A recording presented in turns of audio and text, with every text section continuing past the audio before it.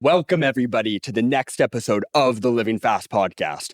I am absolutely ecstatic to be joined by a personal friend of mine, Noah Kent. It is the first time he is actually on this podcast, and I'm super excited about it. And I do want to, before I get into it, I do want to give you guys give a shout out to our sponsor. We are presented by Locked In, the ultimate competitive edge for high performers. So if you want to get locked in, go to getlockedin.com, and you can get the competitive edge that all people that come on this podcast have. So Noah, how we do it at Living Fast is we both believe in bringing out personal stories in people, really making people feel comfortable so they can really share their best value to the audience. So if you were to come on here and really provide the most value and absolutely crush it here, where do you want to start off? Good question. First off, thanks for having me.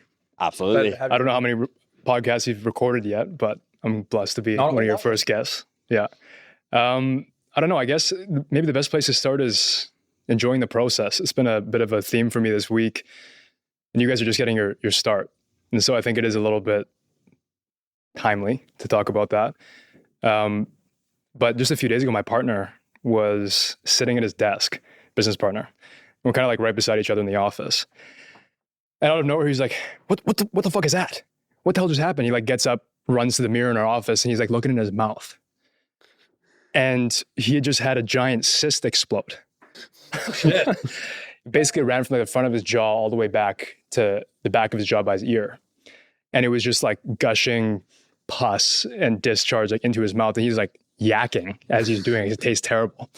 He's like in the bathroom, he's like, what the fuck's going on? And he'd been complaining about this jaw issue. And crazy story. And so I'm like, nuts. Get on the phone with my dentist right away. I'm like, you got to get this guy in. He comes through and they scan his face and they're like, oh my God, I've never seen anything like that before. Well, you need to go and get urgent care. So like the last couple of days, we've been kind of figuring things out, scrambling to get him taken care of. Because I don't know if you know much about infections, but if you don't deal with them, it can make your blood toxic and you can die of toxic shock. And so we've been kind of figuring it out. But at the same time, we're in one of the most explosive periods of growth that our company's ever had.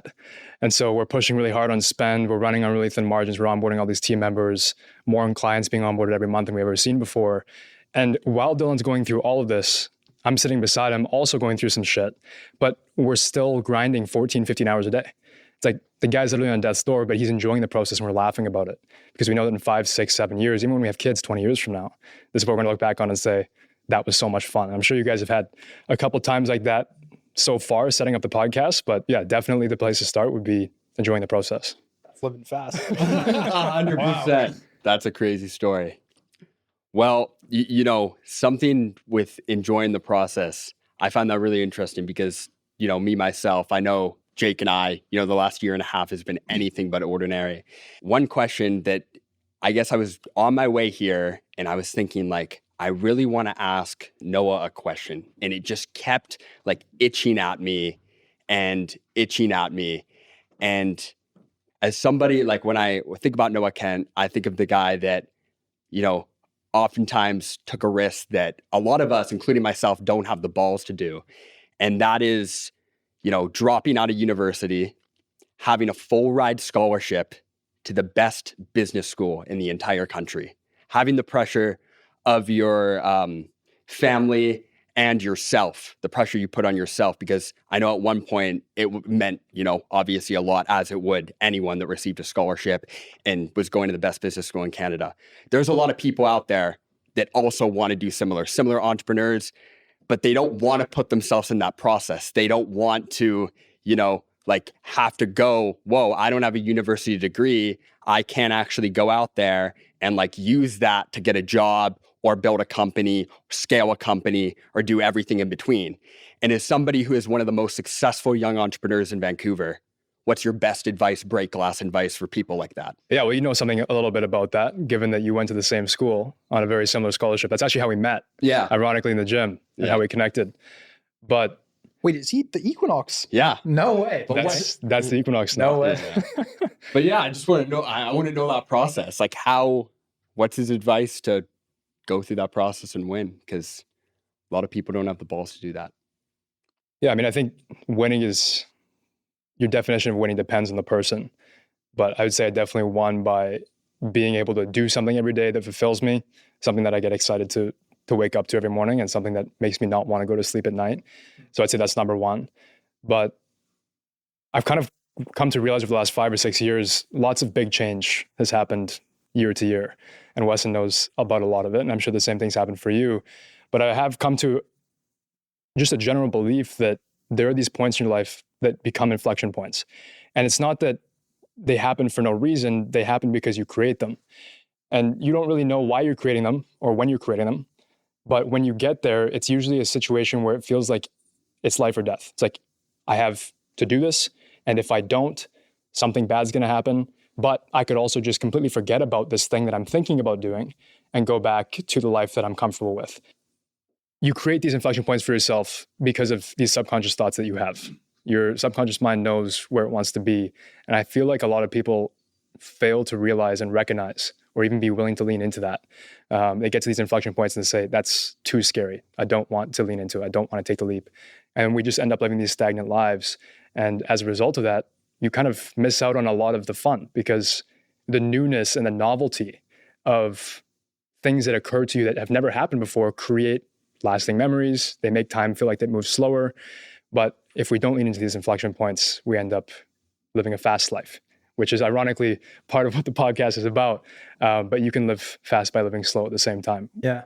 So when you talk about these inflection points, like, are you kind of talking about almost leaning into when things almost seem like it's too much, it's too overwhelming, it's too hard to actually not run away from that? You're talking about kind of leaning into that. Yeah, when it feels like it's like, if I do this, everything will fall apart. Right.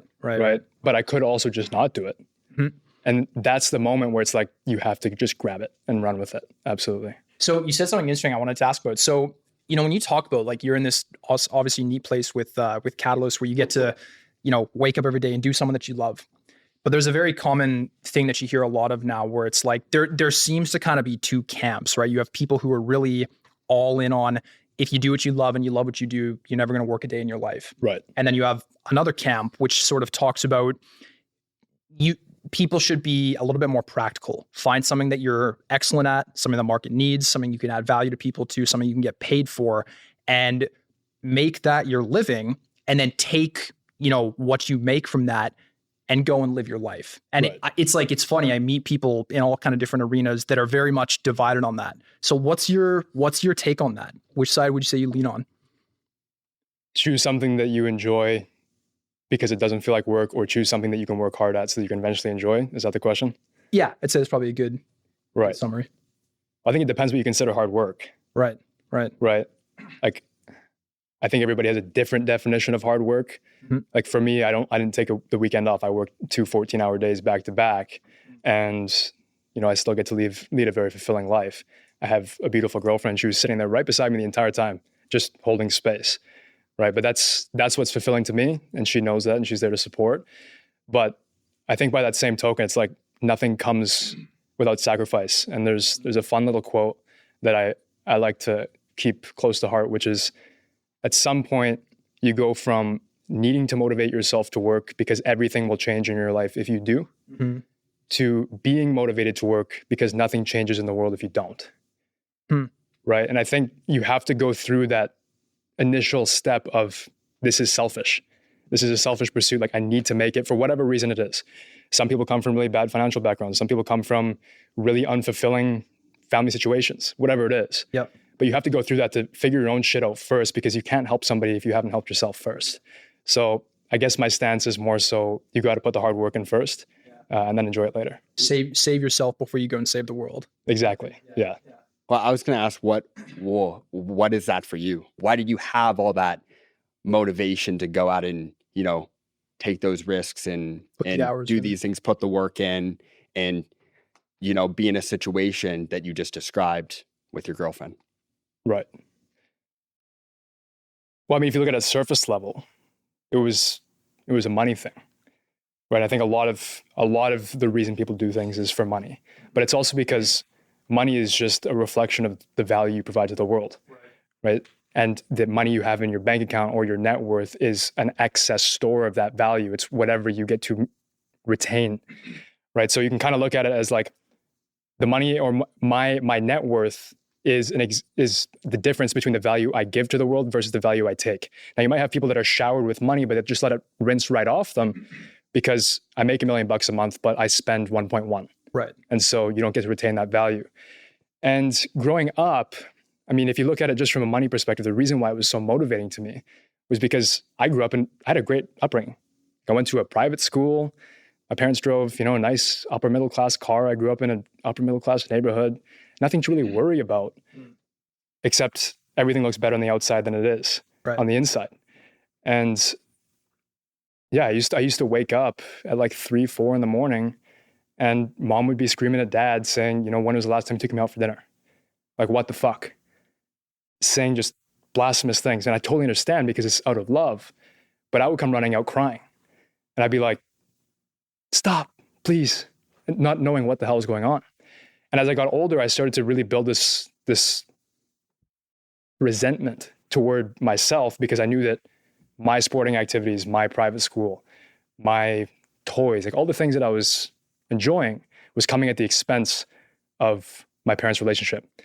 Because we lived a little bit above our means.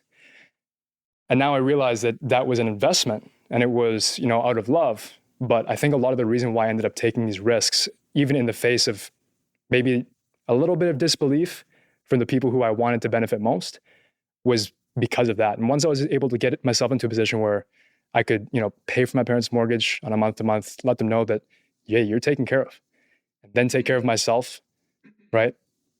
Once you're in that position, now it's like, I'm just more focused on stacking the amount of lives that we can change. That's powerful, man.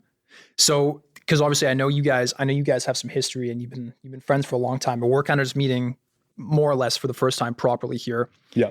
So, like, I'm curious because obviously, you guys are in a place where you have some explosive growth going on. You said you're bringing on new team members and things seem to be going fantastic. But, as I was kind of doing my research, I saw you got into entrepreneurship in that world pretty young. Yeah, it's been a while. It's been almost a decade. Yeah, which is crazy, man. But it's fascinating to me because, we live in a time where like there's loads of people that will post stuff out there and make themselves seem like I'm this young, flashy sort of upstart, but you're the real deal and you've been the real deal for a long time. So like at the age of what were you, 14, 15, when you started doing some things on your own, that's young, man. How'd you feel like you even had any credibility or any ability to do that at that age? I didn't at all. You said, fuck it and just go for it anyway? I just loved making videos as a kid. Yeah. And I really wanted a nice new camera. Like I just really wanted that DSLR. And so I went to my parents and I was like, what is it going to take to get this camera? Mom's like, well, I can't afford it, but you probably could. I'm like, well, what do you mean? She's like, well, why don't you take the thing that you want to make with a camera and use it to make money to buy it? And so it was her who actually connected me with one of her friends who owns a store in Richmond called Fish. Okay. And it was just like it's like a fish store. Right. And she's like, I'm launching this new poke bar. Can you come and film my promotional video? I'm like, sure. And she's like, okay, how much do you want to get paid? I'm like, what? You pay me to make a video? She's like, yeah. She's like, okay, how much do you want? And then I sent her an invoice for $1,500 and she, no question asked. I'll take a minute video. And this is like back in 2014, 2015, right? So there wasn't really SMMA or like any of these weird things you see online these days. Yep. I'm like, holy shit, I can make money by making videos for people online. This is something insane. here. And so I just kept kind of moving down that road and one thing led to the next. That's insane. So, I mean, as a follow-up to that is like, I think one of the questions that I've asked myself a lot and that I think a lot of people probably have is like, when people are doing things, especially at a young age, I feel like there's always that question of like, are people gonna think certain things about me because I'm young, right? Because I'm not the 40-year-old with gray and hair and you know what I mean? You're what, 20, 25, 26 now? I'm 23. 23. Okay. So that's, I mean, even more cool. But did you ever have a period where that got to you a little bit, and how'd you get over that, if so? Absolutely. Weston's smiling because he knows this. But yeah, I mean, for the latter portion of my so far short career, it's been an uphill battle. It's always been, I mean, before I could even grow any resemblance of facial hair, it was terrible because I got a baby face as it stands. Yeah. Right, so I would go in and people would automatically assume I was 2, 3, 4, 5 years younger than I already was. So at 15, I looked like I was 13. Right. By the time I was 20, I was walking around in Dubai and they thought that I was 15 years old. What am I supposed to do? Where's your parents younger? Yeah, exactly. Where are your parents? What are you doing? So that kind of brought me to a realization that, people don't give a fuck about your age. They just care about your credentials. Right. And your credentials can precede you, but if you don't have them, it also comes down to just the frame that you hold. And I was having a really interesting conversation with some of our partners in our portfolio companies, and they were basically like, I just don't know how to hold the frame on these sales calls with this framework. I'm like, well, what makes you say that? And I'm like, well, I don't feel like I can hold frame if I don't ask these specific questions. And I was like, oh, okay, that makes sense, because I don't think that frame is about what you say. It's about how you say it and what you're willing to accept.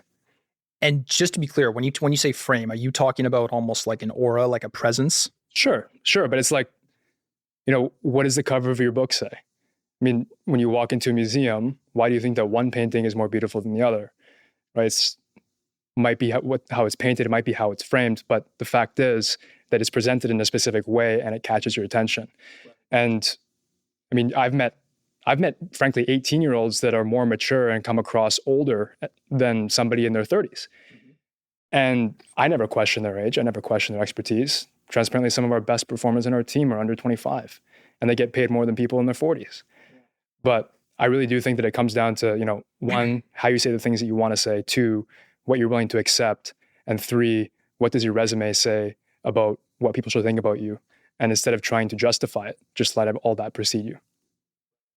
Let actions and what you've actually done speak for you. Absolutely, yeah. Yeah. And when I view you as a person, I often see like you're somebody who tends to share his successes. You're not afraid to be kind of like, I don't want to say an older brother, but almost like not afraid to be real and be honest and be transparent, because you think based on your experiences and I know you do this with your new company, transparency is huge. Like, I think what you say is, copy what be so transparent, people can learn from my mistakes and copy what works. And you are that in business, but to me, you're also with that with your friendships and also people that you just met at a coffee shop or anyone that you meet, at least from my perspective. And one thing that, you often, private conversations, you say that most people are selfish, but you are so willing to go ahead and like share your best stuff. You want to build the biggest building in town, but you also want to do it by bringing everybody with you. Not that you want to build the biggest building in town and you just want to do it yourself and you're up there on the building. I want to know why that is, because I know that a lot of people out there are not like that. They're very private and they don't like sharing their successes. Why are you different in that way? Well, first thing, great analogy, building a tower. It doesn't take a village to build a tower. Otherwise, we would have had them a lot earlier. It takes a city, right? And to do that, there's thousands of people that go into work every day and they grind toward a common goal. And I don't think like we might be competing in the marketplace or in industry, but at the end of the day, it's like there's plenty of food to go around. And we're all here for the same mission at the end of the day, which is have fun, enjoy yourself, be free, further the human race, whatever it is that your goal is. But we're all here for the same objective. It's just to live and enjoy. And so I think with that in mind, the second component is just delusional confidence. Like I have a really strong belief that I could give away everything that I have. I could teach you exactly how to run the businesses the way that I do. I could teach you exactly how to sell the way that I do. I could literally give you the same systems to a T that we use inside of our business, and you still wouldn't come close to what we do. And I know that because this last year, we did that exact same thing with 575 businesses, and not a single one's doing better than we are right now within that year, right? Which is fair enough. It takes time to build these things. And you don't work with somebody usually who's doing worse than you, right? You take advice from the people that you would rather trade places with. And so I don't doubt that in the future, these businesses will do much better than us. But I also know that thinking about this from a position of scarcity is not the way to go about it. Because if I had, we wouldn't have had the 50 some odd people that ended up absolutely smashing it with us in their business, running it for them, calling us and saying, hey man, thank you for doing that. You changed my life, right? And so that abundance creates more abundance for you and gives you a reason to wake up in the morning. Yeah. So I know you talked about this in one of your videos, that you found that typically when people can't get to where they want to go, it's very rarely because of a business problem. It's because of a personal issue. Right. And that it's something, or maybe it's not even an issue, but it's something about the person that they aren't quite there yet, or they need a little bit more growth. And it sounds like that's kind of what you're talking about.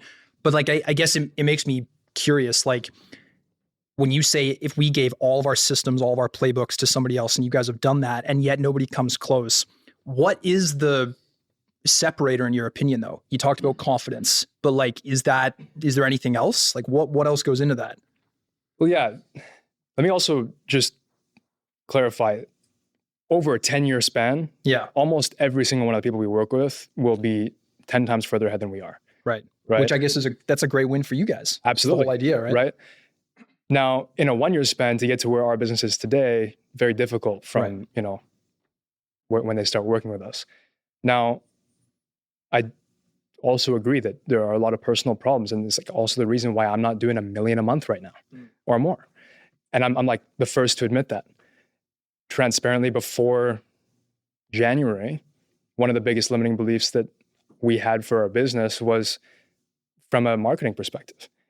And it took us sitting down with a media buyer who's working with some of the largest accounts in the space, guys like Cardone, and running their webinar funnels. And we said, what's going wrong? Like we have great metrics. And he's like, looks at our ad account and he's like, dude, this is awesome. The funniest part about it is that you struggle from the same disease that almost every business owner I speak with struggles with. I'm like, what's that?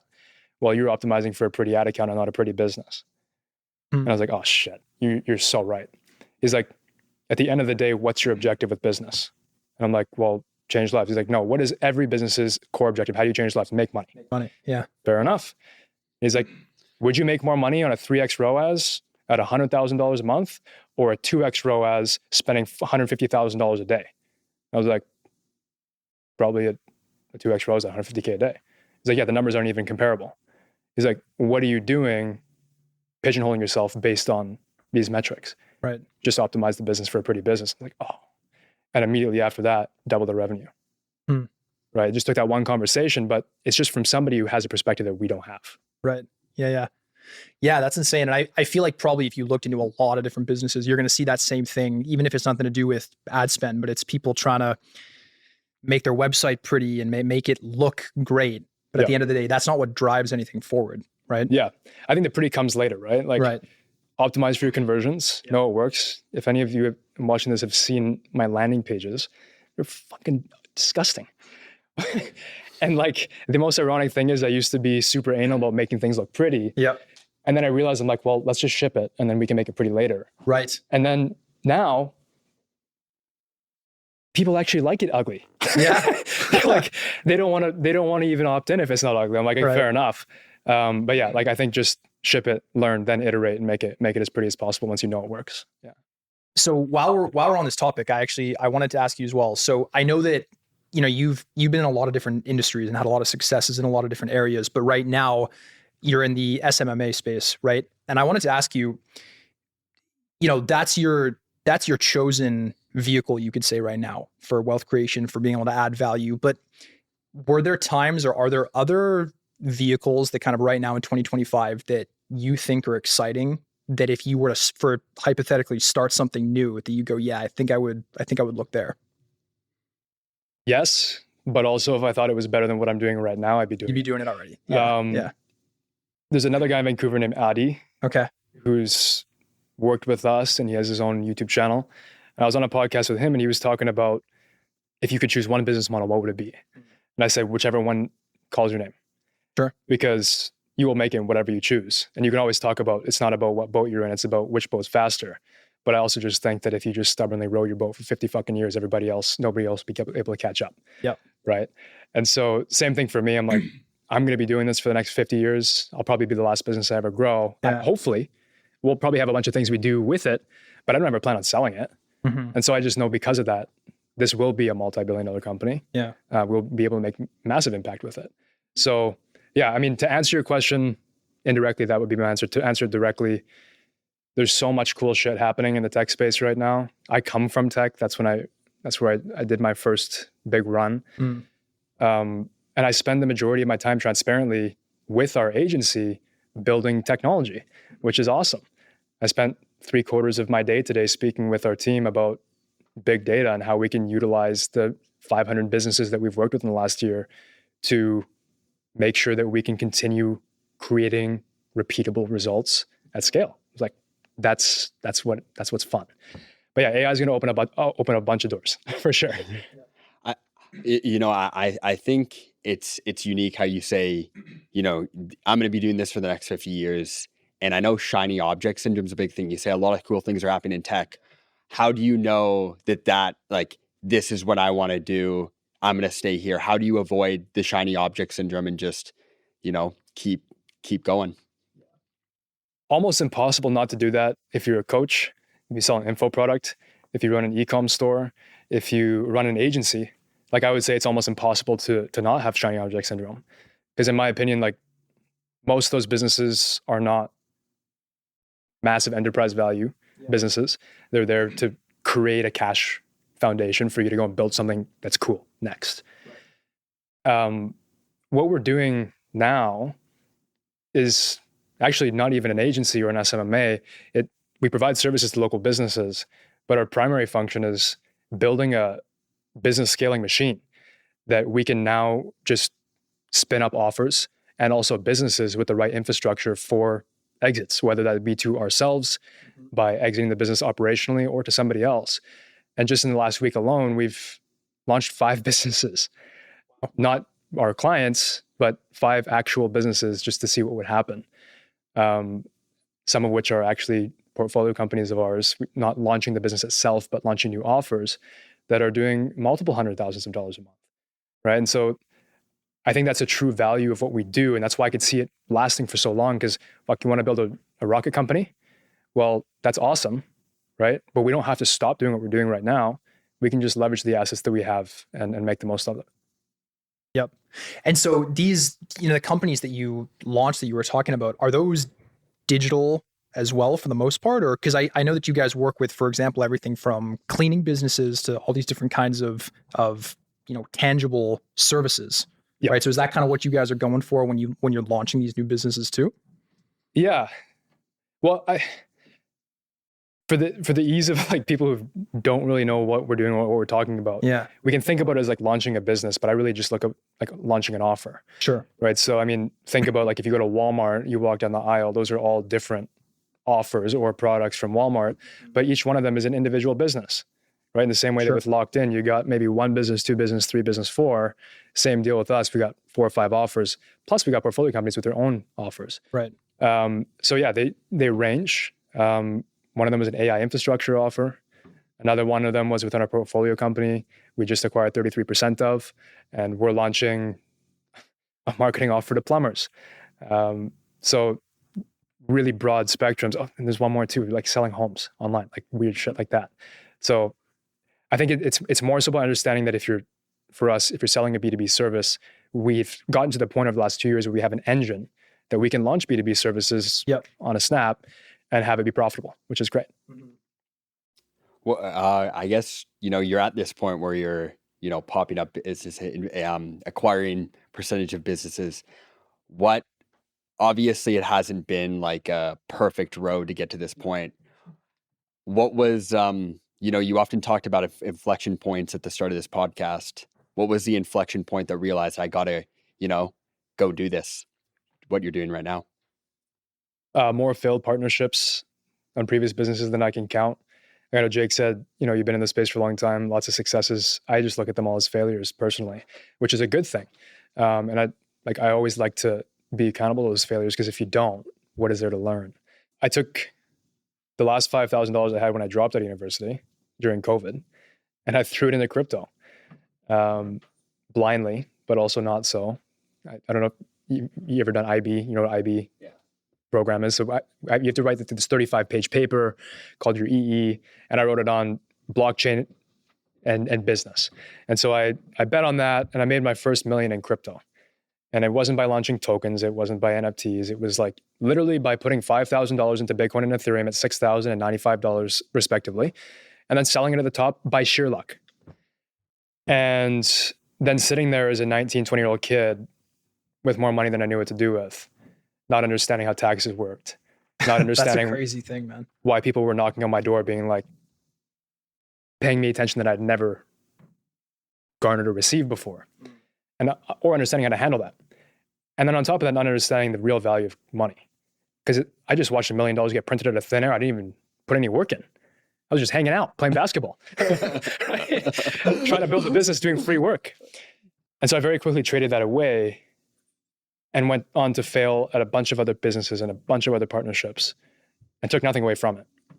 So I watched myself go from being a millionaire 19, 20-year-old to rock bottom pretty fast. Wow. And so you get to this rock bottom and like you find yourself in your parents' basement again. And you're like, okay, well, I just traveled the world. I just made more money than most people will make ever in terms of what they save in their bank account. And then I lost it all and now I'm back where I started. Like, what the fuck? Oh, shit. Right? And it took months for me to drag myself out of bed and realize what I wanted to do. But when I finally did, the first business that we kicked the can with was my dad's. And it's that home company. Right. And we found a product that was expensive, but not in terms of relative talk, just like like as a product, it was $120,000. But a house for $120K is a steal. In a new market that had never been marketed to online. And we said, well, let's just take the same tactics that the course guys are doing, course gurus, and try it out here. And month one, we spent $1,000, $1,500, I think it was. And we sold a house. It was like, holy shit. Okay, there's something here. Right? And like we sold it with a guy that I met at a cigar shop. Crazy. And he said, if you want any help, just let me know. No previous sales experience. I spent a week and a half training him up. And then boom, house sold. I'm like, we sold a $120,000 product on $1,500 in spend. Like that's like 100x return on spend. Like, well, let's do it again. And so we took all the cash from that and rolled it back in ads. And then we sold 3 houses the next month. And then we sold 12 the month after that. And now I'm sitting here being like, okay, we're collecting good cash in the front end. But obviously you have like permits and all these things you have to go through. So it was more of a deposit structure. But contracted revenue on paper, we're like bringing in over $1 million a month in 90 days from zero. Keep in mind, this is a company that had been being built for like 10 years. They had a great product, right, but had never sold more than 3 years. And so I'm sitting here being like, this is crazy. We could do this at scale, but also dad's investors are calling him and saying, I know that you're not paying this agency out, but we had a 20% revenue share agreement with them. And I was rolling that all back into the ads because I'm like, let's just see how far we can send this. I don't really want the cash right now. Yeah. And the investors are saying, well, you're racking up this bill. Like this kid's gonna end up owning the company. Like we got to figure something out. Let's do it in-house. So my dad sits me down and he's like, they want to do it in-house. I'm like, okay, well then let me become your in-house guy. Wipe that bill clean. Don't ever pay it to me. Wow. You keep it and let's partner up. Yeah.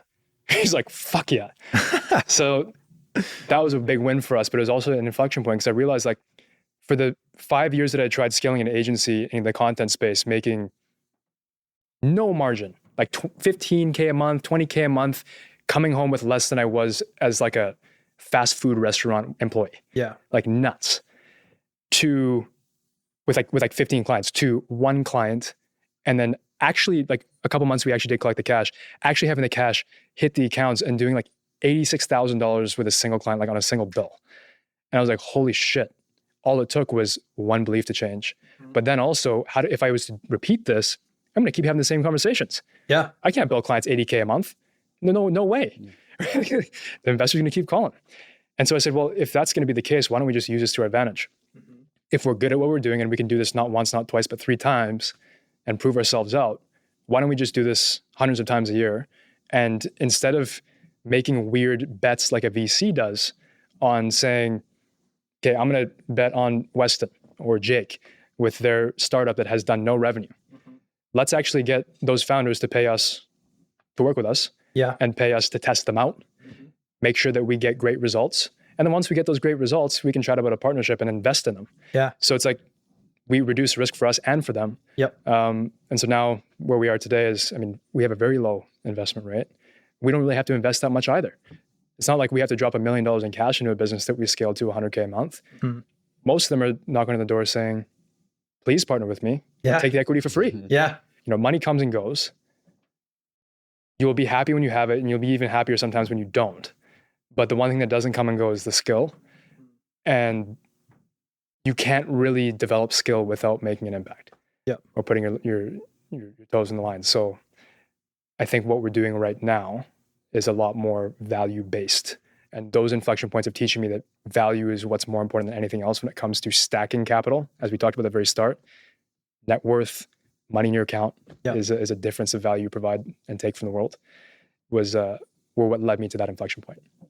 So this is so crazy, and especially for a guy who's obviously not as familiar with the space. But I mean, from what you're talking about, you have a company that has a decade or so of history of selling, whatever the number was. I think you said 3 a year, and then all of a sudden, you're finding this unlock through ads where that's jumping up by like 10x or whatever it was. Yeah.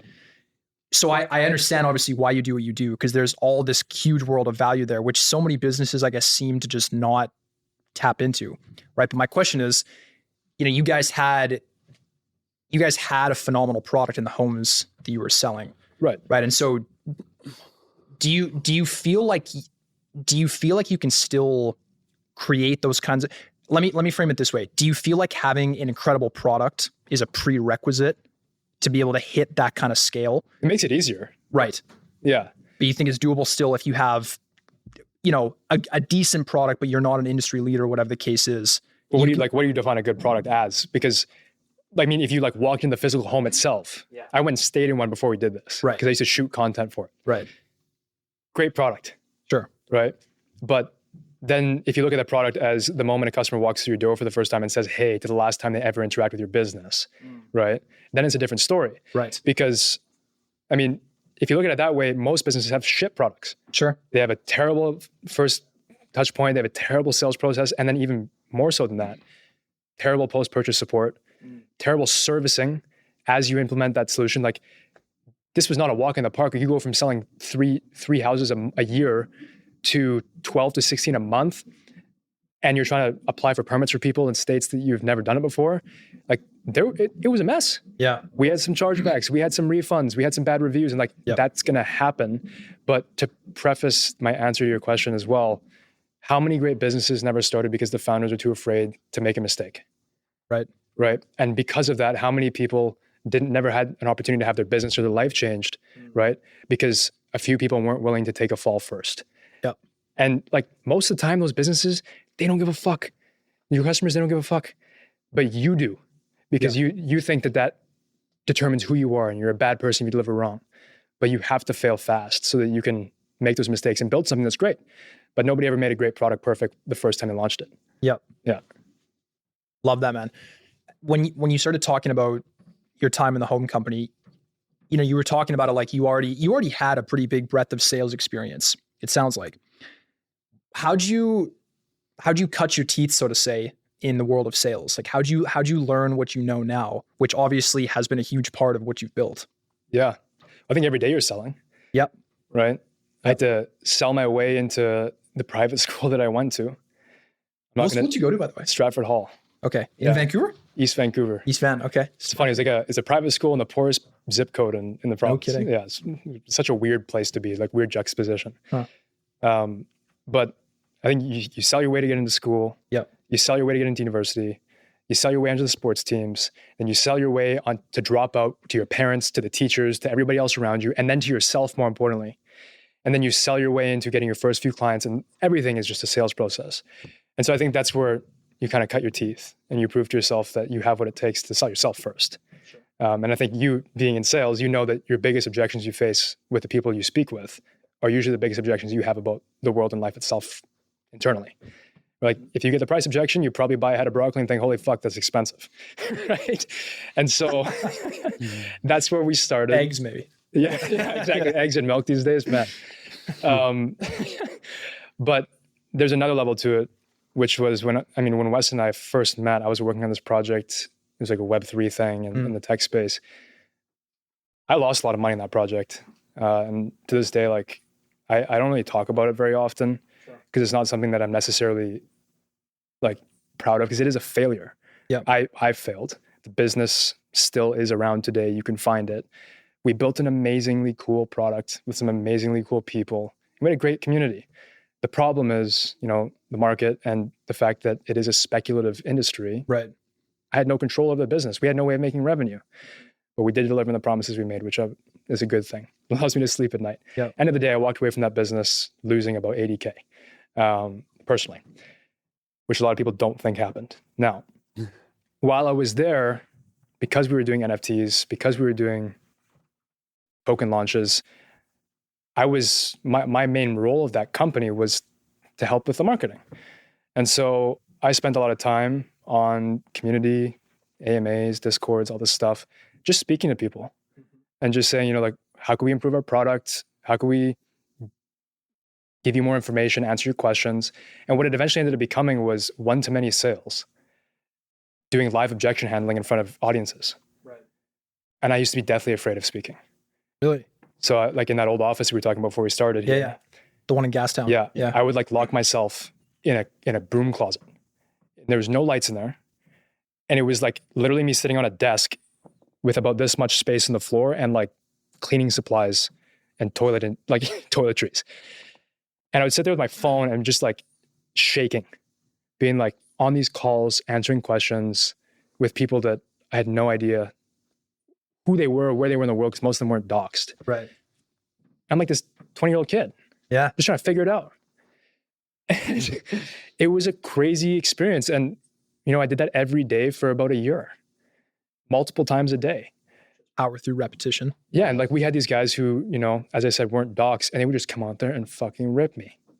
But I would make a commitment to myself before he hopped on there. It's like, I will not get off this call until I've at least come to common ground with every single person that has a problem.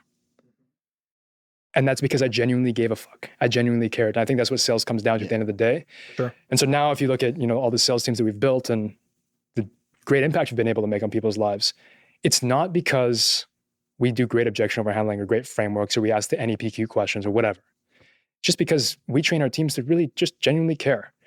And that's part of the product. Because if you can't care and you don't bring somebody into a position where they really believe what they're buying is the right thing for them, and they just buy because they feel like they're pressured into it, not only will they have a higher likelihood of refunding, charging back, or giving you a bad review, but you probably won't be able to make as big of an impact because they're not sold on it themselves. This is exactly, I know you talked about this in one of your recent videos as well, that in your opinion, the scale of the wealth you can build is a reflection of your intention. Yeah. Right? Right.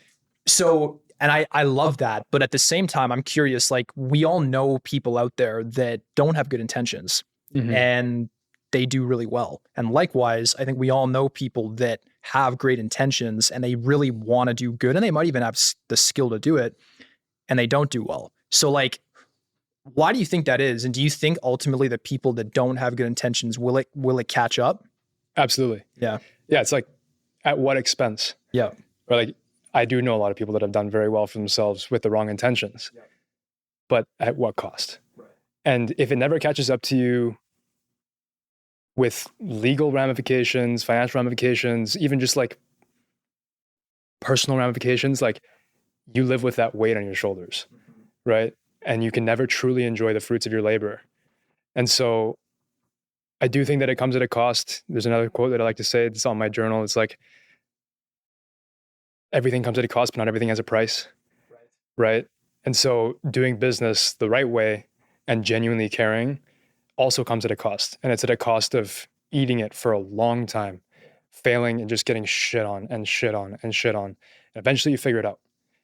And when you do figure it out, you might not be making $1 billion a day, like some of the guys who got there fast did, but at least you know what you've done is sound and it's protected because of that.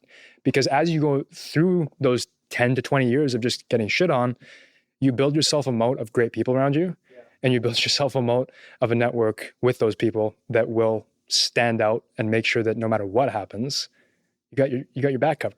Yep. Right? And so when things do get tough, because they always do, and life throws everything it has at you, it's not just you, it's the whole city. This that's there to fight that with you. Right. Yeah. So you almost move differently in that sense. Yeah, absolutely. Yeah. Absolutely. And it's like, if you look at what we do at our business and how we market it, I'm not wearing a Rolex. I could be. I'm not wearing AP. I could be, right? I drove a very expensive car here. I'm trying to sell it. Right? How much? Yeah. Yeah, 220 if you want to buy it. Give me a few years. But I didn't even buy it. Yeah. Like, we lease it, right? Because it is like actually the smarter thing to do. And I don't like to flex it on social, and I don't, because I don't want these material things to be the things, and neither does my partner, the things that we're remembered for. Yeah. Want to be remembered for the results. Yeah. Perform. So a question I have with that, you know, I as you were talking,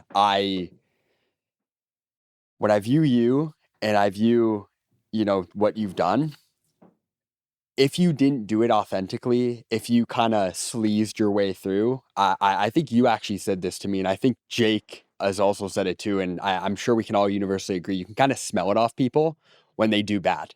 You can kind of smell it off if they're not like authentic, or they did something like when you're talking with them and you kind of get a bad vibe.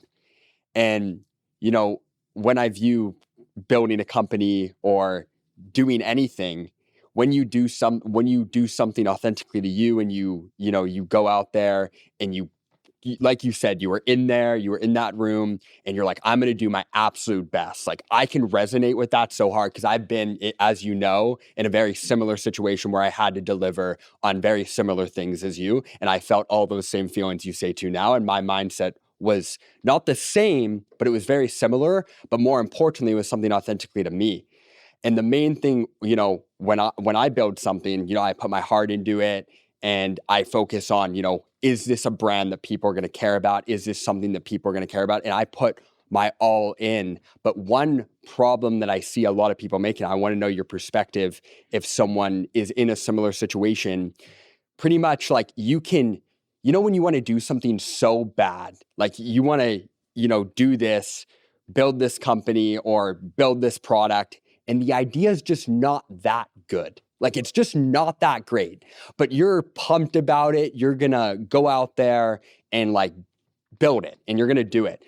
And you also said how when you go out there and you just row the boat a million times, you'll be farther.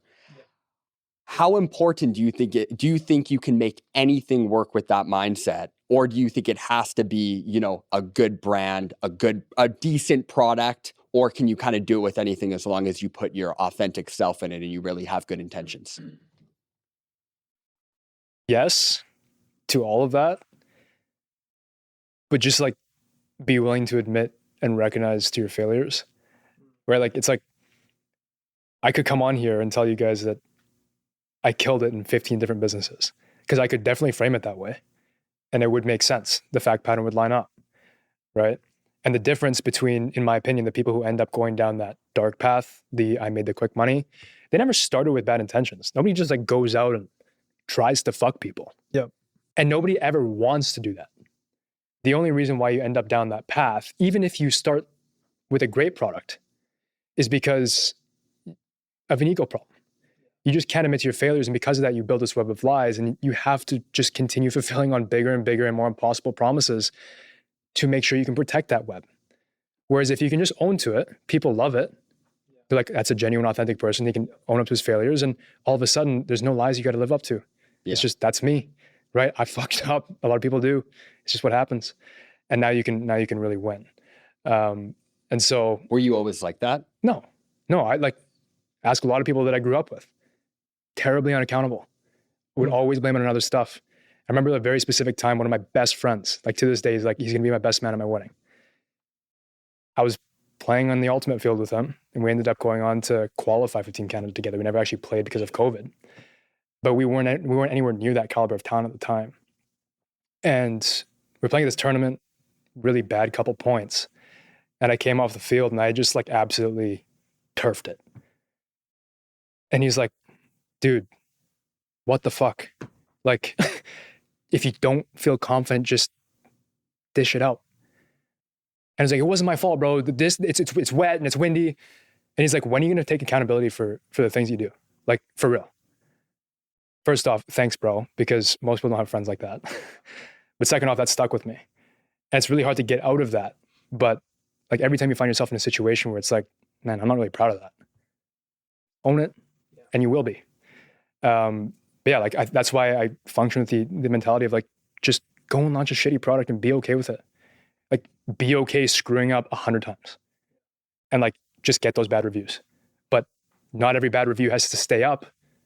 We've had a lot of bad reviews at Catalyst. But if you go online, you won't find a single one, because every single one of them now, if you call them, says, don't work with anybody else but those guys, because I wouldn't recommend it.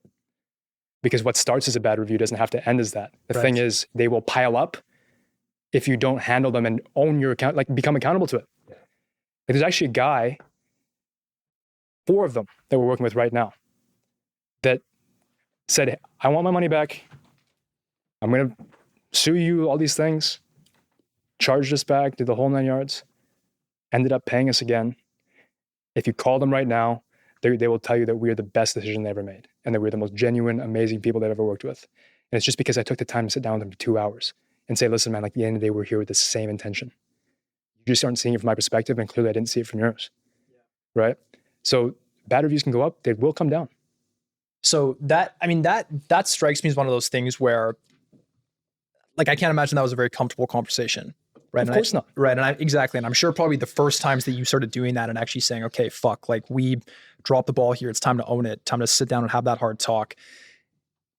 I can't remember what the quote was, but it was something along the lines of, the difference between where you are and where you want to be is the number of hard conversations that you're not willing to have. Yeah, absolutely. Right? So do you feel like a big piece of kind of your journey is just kind of getting okay with just like, God, I don't want to do this, but I have to do it. Doing the uncomfortable shit. Well, yeah, like Dylan, my partner, and I, we sit down every Friday for 30 minutes and we just chat about what's the highest leverage thing to do. And it's so funny because those meetings have gone from being 4 hours long to being like 4 minutes long. Wow. And it's like, why? Yeah. It took 4 hours to identify what we wanted to do, because we just spent the whole time pussyfooting around all the things we were afraid of and not willing to talk about it. But now we just sit down for 4 minutes, like, what are you afraid to do this week? And he's like, this, and that. He's like, what about you? Like this, and that.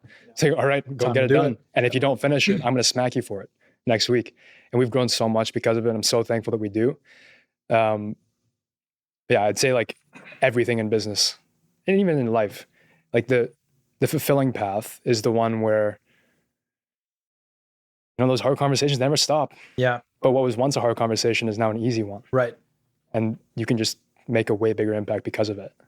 So, you know, you talk about your partner, Dylan, and I know you mentioned earlier, you know, possible, I don't know if this is coming yet, but possible wedding, 2 different kinds of partners, obviously. How important is that to pick the right people to have in your corner? And I guess as a sort of part B of that, what do you look for in a partner? And again, I know one's a romantic partner, one's a business partner, so I know it's different, but is it more about certain traits? Is it more about getting an idea of their character? Is it about their background? What are you looking for there? Yeah, start with business partner, because again, I know that's a little bit it's a little bit different on the romantic side. Yeah, from like a business perspective, like you gotta earn your stripes just like you do in everything else. Yeah, like I've had so many failed partnerships. Like I've had partners, like, because I was so unaccountable and I wasn't willing to have a hard conversation with them, literally sit down with me and be like, dude, if it was legal, I would kill you right now. Like, I honestly was considering hiring a hitman. But I can tell you that person that said that to me is somebody that I would take a bullet for still to this day. And he will now say the same thing about me. Right. But it's because it took years for us to realize that our own lack of accountability was what caused that tension. Right. Now, I would say that might be the only thing that you need to look for in a partner that really matters. Are they willing to be accountable? Are you willing to be accountable? Yeah. Right? 2, do they want it as bad as you? Yep. And do you understand to what extent they're willing to go to make that happen? Yep. And 3, are they complementary? Like, nothing that I do in the business, outside of the business, my values, some of the values align, but most of them are very different. Like Dylan grew up in Coquitlam. He's a country boy. He only listens, he like, we'll be in the office with our headphones in, we'll take them out. He's listening to like Morgan Wallen on repeat. Hey, right? And then I'm like hopping between old school hip hop and deep house EDM. Right? I do sales, I do team, he does marketing and product. It's like, oh, very complementary. But I've had so many partners in the past where like you look for somebody just like yourself, Right. and all you can do is butt heads. But that goes against a lot of the common thing with, I guess, the common stereotype with entrepreneurs. I know a lot of people believe that entrepreneurs are like the solo person, the go-getter, I do it all myself kind of guy. And a lot of us are. Yeah, a lot of them want to be, but from what I'm hearing is like you always seek out, or in most cases, to have that partner. I didn't used to. Yeah, exactly. So like, what was that? What was that realization? Like, I have to, be that. I think it may go into a little bit of an ego, but with that, like the ego thing you were talking definitely about, a bit of ego for sure. Yeah, but why is that? Why do you believe that's the way to go? I don't think it is for everybody, but I'd say if you feel like you can handle it, it's definitely the more enjoyable path. Like you should try both, but I can tell you from personal experience and from everybody I know that's done way better than I have. Like people that have built billion-dollar companies that I've been so blessed to sit down with and chat with on their own. They're like, it's lonely, and it only gets lonelier because like as a founder, as a CEO, whatever position you're in at the top, you can't talk to your peers about shit. You can't relate to your next level down because if you do, they'll see it as a sign of weakness. They also can't know some of the things about the business that you do because it will completely affect their ability to deliver. You can't talk to your wife about certain things because she doesn't understand it. And you definitely can't talk to your friends because they don't get it. And you go talk to your colleagues who are in similar positions and they just can't understand your business because they're not there fighting every day in the trenches like you are. And so you just end up sitting sometimes alone and you're like, I don't know what to do. Yeah. Now there's another side to it where, especially if you're complimentary, Dylan right now is at home stressing out about potentially being in toxic shock, right? And he's at home with his girlfriend. I was driving around the hospitals the other day. He slept 3 hours last night. He comes out of the office this morning. He's like, I got to go to a specialist appointment. I'm like, dude, do not work for the next week. And he can feel completely good knowing that I got his back. And same thing, vice versa. So there's that level to it, knowing that there's always somebody building when you're not, but also just the general enjoyment of knowing that there's somebody else there that you can just like have some fun with. Yeah. Like if we're only here for 80, 85, 100 years and you can do it all on your own, that's great. But you can also have a lot of fun with somebody else. Yeah, exactly. So there's that side of it too. Well, yeah. And, I know you and Dylan have pretty big goals with this company. And I know I've always sat in a car. Noah and I used to years ago go to I think it was a Safeway when I would, take the bus home and we would have these 3-hour conversations just like nonstop about, different things. I just found it fascinating. But one thing that I always, leaned on and brought up was, what's your like dream, man?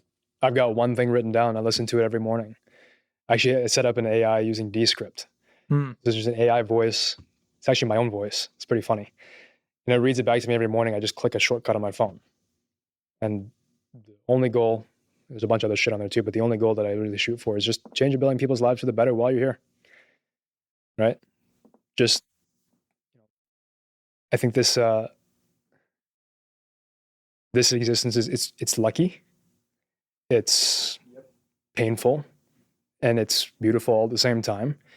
But I'd say that it would be completely useless and not worthwhile if you didn't leave the world in a better place than when you first stumbled upon it. I don't know what comes next, but I would say that I would probably be pretty happy at the end of the day if I knew that it was 1 billion that I changed.